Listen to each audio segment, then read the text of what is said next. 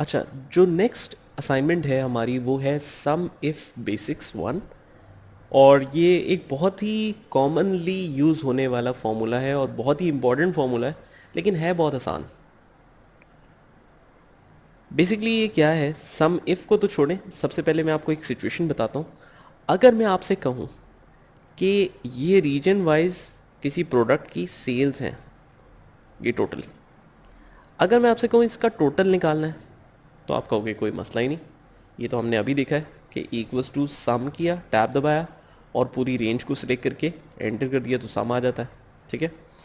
अगर मैं कहूँ ये ऑटोमेटिकली निकालना है, तो आप क्या करेंगे, इसके नीचे आके आप ऑल्ट इक्वल इकट्ठा दबाएंगे और एंटर कर देंगे।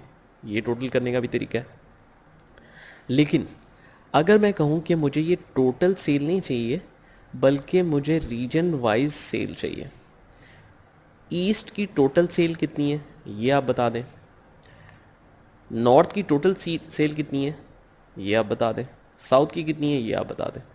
दैट मीन्स कि जब कंडीशन आ जाए कि सेल आपने सारी नहीं बतानी बल्कि किसी स्पेसिफिक रीजन की बतानी है, तो फिर इस सिचुएशन को कहते हैं हम सम इफ। नाम से ही समझ में आ रहा है। तो अच्छा, अब लेकिन अगर रीजन्स हैं, ये अब मुझे नहीं पता कितने हैं, ये लग तो चार रहे हैं लेकिन हो सकता है कुछ ज़्यादा हो। तो बजाय कि मैं खुद से नोटिस करके डुप्लीकेट वैल्यूज़ फाइंड करने की कोशिश करूं, हम क्या करते हैं, इस पूरी रेंज को ही कंट्रोल शिफ्ट डाउन करके कॉपी करते हैं। इसको मैं ज़रा सा जूम कर देता हूँ। इस रेंज को मैंने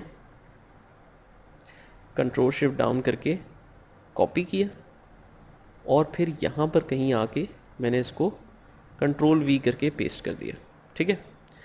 अब ये जो रीजन्स मैंने पेस्ट किए हैं इसमें तो डुप्लीकेट वैल्यूज़ भी हैं, तो डुप्लीकेट्स रिमूव करने के लिए आपकी ये ऑलरेडी सिलेक्टेड तो है, तो मैं क्या करूँगा, मैं डेटा के टैब पे जाऊँगा।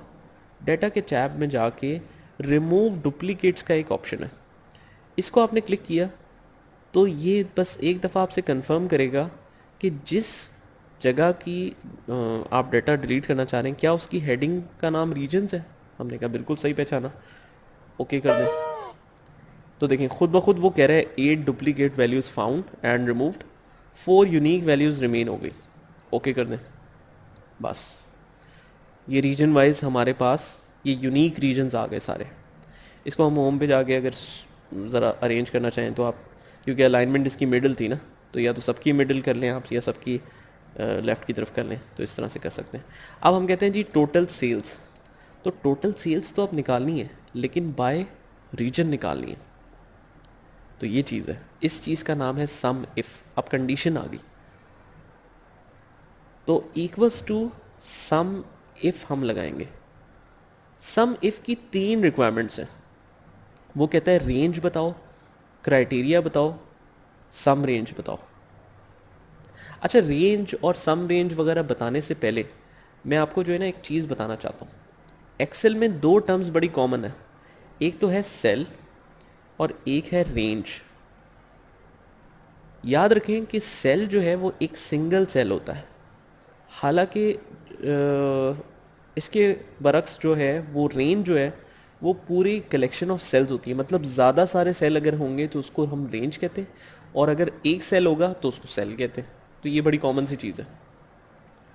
तो अगर कोई क्राइटेरिया या सेल या रेफरेंस का नाम यूज़ हो, या क्राइटेरिया का नाम यूज़ हो, या रेफरेंस का नाम, या फिर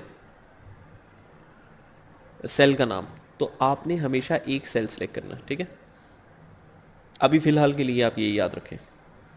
और भी तरीके हैं लेकिन मैं आपको बताऊंगा फिर बाद में। Equals to sum if range. Range का मतलब है क्राइटेरिया से रिलेटेड जो डेटा में जगह है वो कहाँ है। मतलब हम कह रहे हैं हमारा क्राइटेरिया तो ईस्ट है क्योंकि हमने ईस्ट की सेल निकालनी है। क्राइटेरिया का मतलब है किस चीज़ की सेल निकालनी है। रेंज का मतलब है उससे रिलेटेड डेटा कहाँ है, तो हम कहते हैं उससे रिलेटेड डेटा तो ये है। इस पूरे कॉलम को सिलेक्ट कर लिया हमने, कॉमा। वो कहता है ठीक है ये तो रीजन्स के बहुत सारा डेटा है, आपको इसमें से क्या चाहिए। हम कहते हैं हमें इसमें फ़िलहाल चाहिए ईस्ट की सेल, क्योंकि हम ईस्ट के सामने हैं तो ईस्ट की सेल चाहिए, कॉमा। सम रेंज वो कहता है कि ठीक है मैं ईस्ट की सेल तो निकाल लूँगा, लेकिन कौन से कॉलम से निकालूँ? हम कहते हैं सम रेंज, नाम से समझ में आ रहा है वो रेंज जो ऐड करनी है आपने, मतलब जिसका सम निकालना है। तो हमने सम निकालना है इसका, ये पूरा कॉलम सेलेक्ट किया और एंटर कर दिया। अब जिस तरह हमने पहले रूल देखा था कि ड्रैगिंग में आपने देखना है अगर पूरा कॉलम सेलेक्ट कर दिया और सिर्फ नीचे ही नीचे ड्रैग करना है तो फिर फिक्स करने की ज़रूरत ही नहीं है, क्योंकि ए टू ए जब पूरा ही कॉलम सेलेक्ट कर दिया तो वो नीचे कहीं मूव नहीं होगा। हाँ, रीजन्स जो हैं वो नीचे मूव हो सकते हैं, तो नीचे मूव होने चाहिए, क्योंकि नेक्स्ट में हमें नॉर्थ की सेल चाहिए, उससे नेक्स्ट में साउथ की सेल चाहिए, उसमें वेस्ट की सेल चाहिए। तो ये हमने डबल क्लिक करके ड्रैग कर दिया तो ये सबकी सेल आ गई। सेकंड में खुद ब खुद क्राइटेरिया क्या हो गया, ये। उससे नेक्स्ट में क्या क्राइटेरिया हो गया, ये। उससे नेक्स्ट में क्या हो गया, ये। ठीक है, तो ये बड़ी इंपॉर्टेंट चीज़ है। इसकी सिर्फ 3 ही चीज़ें दोबारा से एक दफ़ा देख लेते हैं। सम इफ, रेंज का मतलब है डेटा कहाँ है, क्राइटेरिया से रिलेटेड डेटा कहाँ है। हम कहते हैं क्राइटेरिया से रिलेटेड डेटा ये रहा। वो कहता है इस डेटा में से आपको किसकी सेल चाहिए, हम कहते हैं क्राइटेरिया ये है, जिसकी सेल चाहिए वो क्राइटेरिया, कॉमा, और सेल कहाँ से चाहिए वो सम रेंज है। वो सेल सेलेक्ट किया हमने, एंटर किया, डबल क्लिक करके हमने ड्रैग कर दिया। और अगर वैसे टोटल निकालना हो तो ऑल्ट इक्वल तो ऑब्वियसली हम यूज़ कर ही सकते हैं। तो ये तरीका है सम इफ़ के थ्रू सेल्स निकालने का। यहाँ तक करें, फिर मैं आपको एक मेथड 2 बताऊँगा।